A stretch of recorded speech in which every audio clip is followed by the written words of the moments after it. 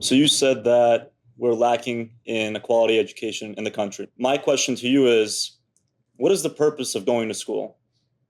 It's a simple question. What is the purpose? What are we meant to learn in school? What we learn in school, in addition to subjects that prepare us for taking part in the marketplace, is how to be citizens in a democracy and how to interact with other people socially. The grooming language we see coming from the Republican Party, accusations towards LGBTQ people and Democrats that we are supporting grooming, that we are trying to put children in sexual danger, is quite frankly beyond the pale. And the right-wing media that's spreading it is pretty dangerous and is probably going to result in real-world material harm. You got tons of families that are now sending their kids off to school, expecting them to be learning the basics, language, and learning about numbers and certain things. You're talking about third, fourth, fifth grade.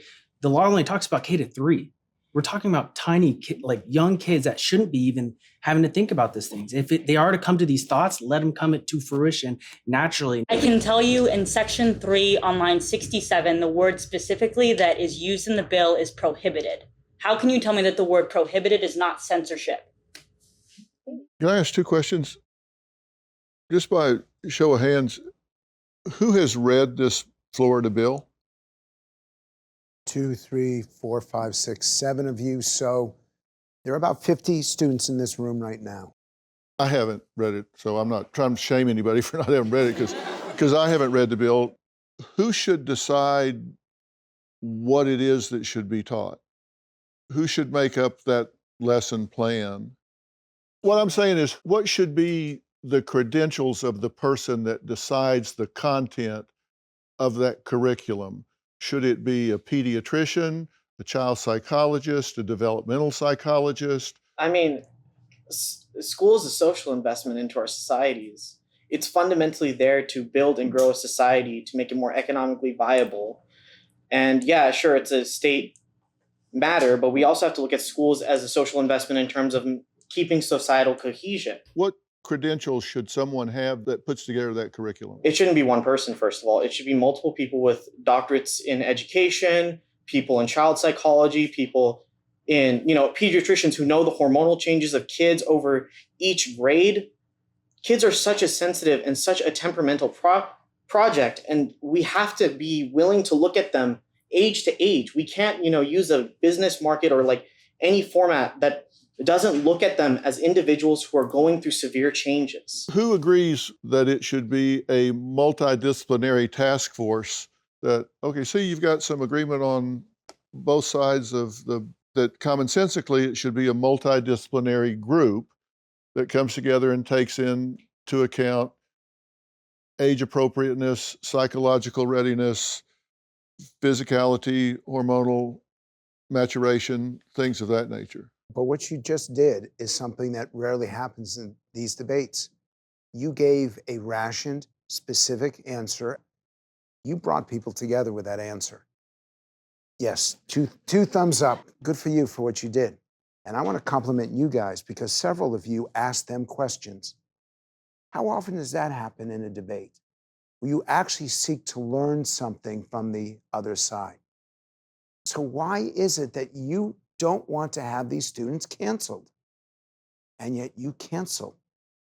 You're saying to them, let this education happen. Let people decide. But you don't allow people to come onto campus that have points of view that are different than yours. I mean, we had 2 debates recently in which the Trojan Democrats and USC GOP had debaters face each other. I was in both of them. We're very much open to the marketplace of ideas, and we invite people to speak with us. Do you guys feel like your campus is open? Do you feel you're going, no? I mean, not necessarily. Like when it comes to, being a Republican and talking about it on campus, it's not very, I can't even wear my GOP shirt on campus without people coming up to me, kind of yelling at me and bringing up certain political topics and then trying to have a debate with me. I mean, I'm just kind of thinking back to the second debate when we were just trying to have a debate and then the mic just kept getting grabbed from our party. Did that happen? I openly invited him to speak on economic policy, whether fiscal or monetary, multiple times, and he didn't stick to the subject once, and I kept trying to get him to give me one policy hint. But you grabbed the mic, right? I grabbed the mic from him after he went off topic again for the third or fourth time. So, so your solution to that was just taking the mic from him and shouting over him?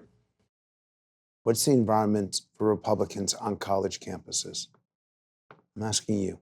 I would say it's not as welcoming. Most of the time, I refrain from having political conversations, generally because the topics tend to get overblown or overheated. What does it feel like to be a Republican on campus? Frightening. Frightening. Frightening. Why?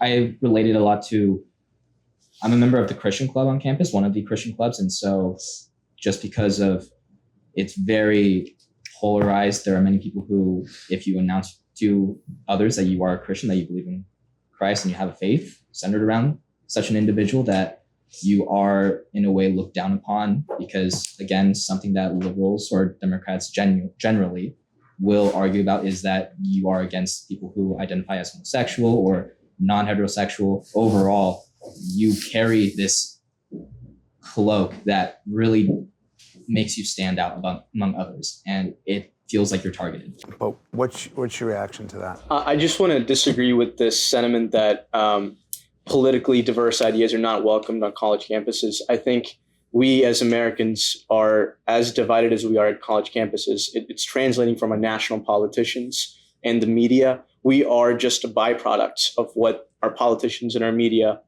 are telling us every day. And when we do interact, we are reflecting our larger society, which is more polarized than ever before. So just because we are young, in my opinion, and this sentiment that college campuses are the only areas of the American populate that are divided is just not accurate, in my opinion. Going back to you saying that you were terrified to be a Republican on campus, I have firsthand experienced some of the biggest atrocities is basically the word I would use to describe, coming from the USC GOP, calling women who've had abortions murderous whores. Oh, it goes on. Commenting on women's appearances, comparing their personalities to, she looks this way, so this is of course her personality. But when it's going on in a group chat messaging with the entire club, and the president is seeing this and commenting things when no one is calling anybody out, when comments are being liked, it's the entire club. So for you to say that you're terrified to be on campus as a Republican, I'm terrified to be on campus with individuals who think this way. We have a group chat that is, for a lot of people in our group, I would feel the most comfortable talking about anything is in this chat, because we can't just blatantly go walking around campus talking about the things we said. It is polarizing if I was to put my opinion out there. I'm not condoning what he said about you. It's absolutely inappropriate. But to go ahead and use that as a generalization and say that, guess what? He can say that, and we also can give him backlash on it. We have. But what else do you expect us to do other than you generalizing us into that group? I think the issue here more is the animosity from both sides.